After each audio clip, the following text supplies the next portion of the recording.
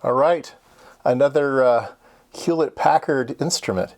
I've wanted one of these for a very long time. Not that I really need a use. I have a use for that, but I just kind of wanted one just for the collection value. I have in fact, I can show it to you here.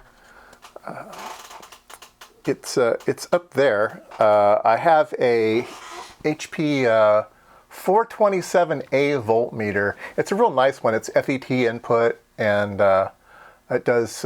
It's a multimeter, so it does AC volts, DC volts, and ohms, and it's battery powered and everything. I have videos on that, me restoring that one. This one is all it does is AC volts. It's one of the nice products that HP built back in the day is a nice AC voltmeter. This one runs to 4 megahertz. So there is a 100 kilohertz low pass filter in it, which is this switch here, which is not functioning right now. It's just spinning around. And so if you're measuring below 100 kilohertz, put in the filter, and if you take the filter out, then it runs up to 4 megahertz. So I don't know the condition of this. I found it on eBay. It was $20 Canadian. So my Canadian viewers will be excited about this. Let's see, I'm going to tip it over. So shout out in the comment section if you're a graduate of Carleton University, Faculty of Engineering. And it's got its numbers scrawled on here. It's got some numbers scrawled on here. It's got a number underneath this thing here. Ooh, sorry. Let's see if I can tear this off. I can look underneath. Yeah, there we go. So they did not want this thing to walk away. Carleton University, inventory number 50. Okay. The little thing underneath again. So it goes up. Let's see here. It says it's tested. 1993. Mr. SD tested it. Let's see. What else can we find out on the back here? Ooh, lots of stuff in the back. So AC output. So you can use this as an amplifier, and you get 1 volt RMS on the output. Something was zip tied on the back. I don't know if was an external battery. There's a place that you can run this thing up with an external battery. You have to have a pretty healthy battery, though. 35 to 55 volts plus and 35 to 55 volts negative. So, yeah, that might be a bit hard to find. Oh, here's some specifications on the back. So 30 microvolts to 300 volt ranges. Let's see here. Are these percentages? Yeah, so from 20 hertz to 40 hertz, it's plus or minus 2%. Then from 40 to 100, it's 1%. And then from 100 to a megahertz, it's 0.5%. And then from a megahertz to 2 megahertz, it's 1%. And then from 2 megahertz to 4 megahertz, it's 2%. And then there's a 100 microvolt range, which is 2%, 1%, 1%. Impedance is 10 megohms. And yeah, looks pretty nice. So, what do you say? Should we turn it on or tear it apart? I kind of want to turn it on. The meter's kind of pegged down there. We'll see if we can't move that meter up. Should be I think I need a smaller screwdriver. Let's see if we can't make that meter move at all, huh? This thing's not cooperating with me. What's going on here? That doesn't look right. Doesn't feel right either. Maybe that's snapped off, so we might have to repair that. All right, let's, what kind of power cord does it take? It takes a regular one. All right, let's plug in something.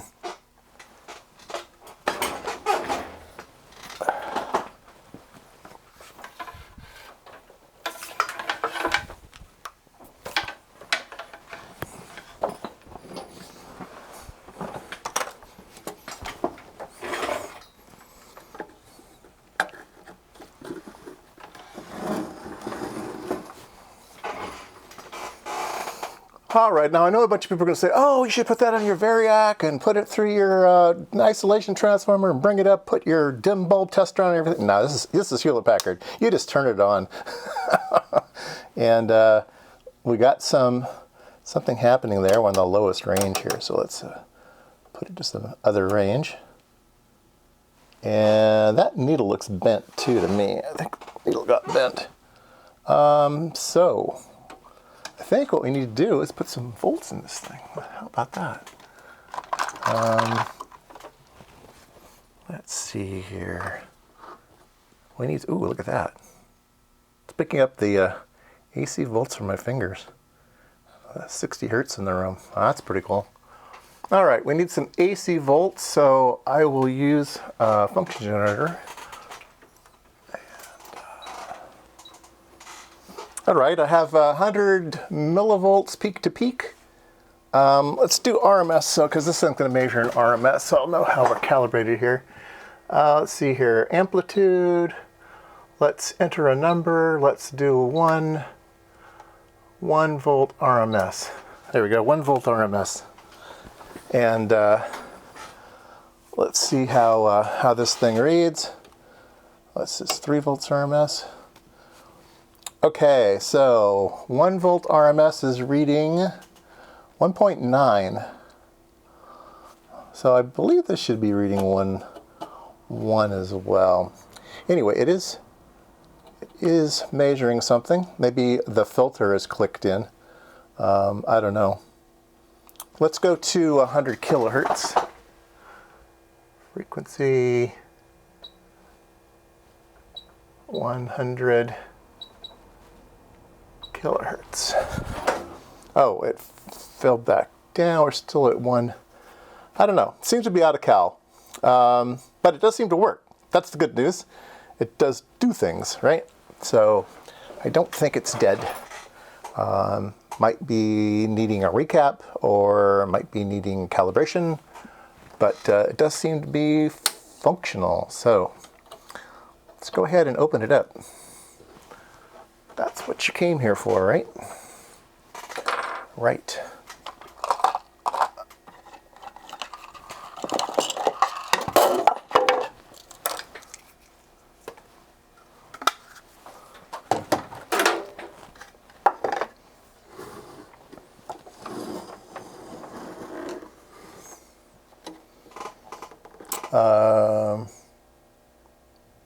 It just dawned on me. I should probably put a 50 ohm load on it for that voltage to be correct.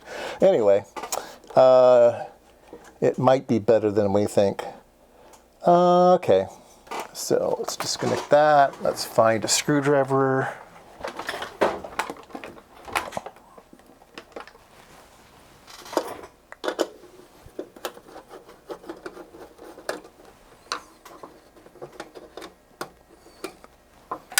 Usually you have to take one out. This one has a couple more on the top. There we go. Very nice. Wow, there it is. Very, very dark for you. Let's see, how about that? It's about as bright as I can get it on the camera. Let's see if I can. Oh. Things in the way here. Let me see if I can prop this up. And yeah, that looks pretty good. Yeah, that'll do. That'll do. Ooh, we have a diode here that's way up in the air. So somebody may have come along and had to repair this thing, and they just put it way up in the air thinking, I'll just tack it in, and if it doesn't work, I can I do this all the time. A trick that I do is when I put in something to try things out, I leave it with very, very long leads. And then I could just snip it off, and I still have a component with long leads on it. I put it back in the drawer. And then if it does work, well, then I'll push it down and solder it in the correct place. But it looks like somebody has been working on this. But nothing else looks to be touched. Looks like all the original capacitors, which there are quite a few of, And then there's 5 calibration tweaks here, a bunch of test points. This is the model 400F. Now I think that's the very last one that they built. I don't know what the date of this would have been, but they were designed back in the 1960s.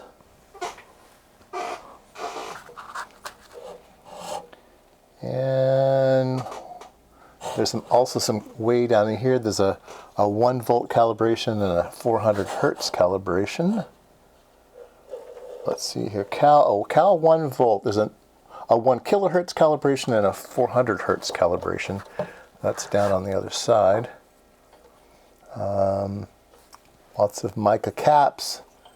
Everything's laid out in nice, neat rows. Yep.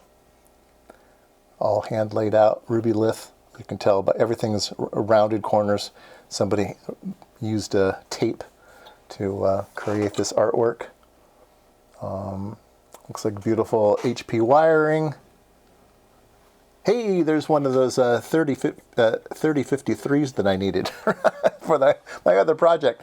Yeah, those were everywhere. 2N3053s. They're used everywhere. There's one there. What's over here? 2N3053. Yeah, see? Told you they were everywhere. All right. Oh, here's another bodge down over here. I think it's probably hard for you to see, but this transistor is way up in the air also. So maybe this thing does have some troubles, and somebody went in to try to fix it and said, no, I don't know what I'm doing, and they put it on the shelf. They said, well, we're going to get rid of that anyway. So it went off to the scrap heap, and it ended up in IMSAI guy's garage. So there we go. What's the thing say on the back here? Testing laboratories, electronic instruments for laboratory use by qualified personnel. Testing laboratory. That sounds like the actual name of the place. Testing laboratories. Maybe they're up in Canada. Anyway, there we go.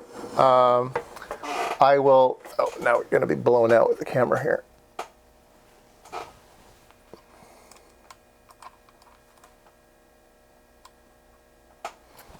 All right, there we go. Looks like a beautiful instrument.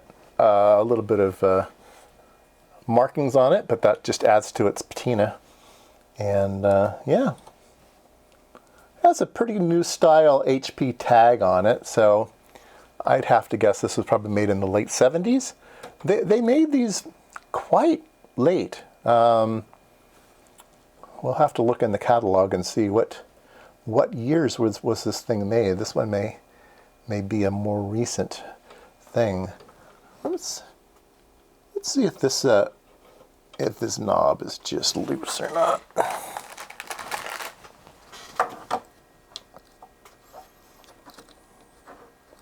I don't know, but that one bugs me. Usually those are real straightforward. And like I said, the meter's bent, so I think that we'll have to pull that meter out, try to fix it. Does that turn? No, it does. Oh, there it goes. Oh, it turns really hard. Okay, so that's just a knob problem. Otherwise, I think we're good to go. So the next video will be looking at the schematic for this thing, looking at maybe the test procedure, the cal procedure. We'll go through and see if those odd parts that are in there should be in there, or whether we should pick some better ones and try to get this thing back to life.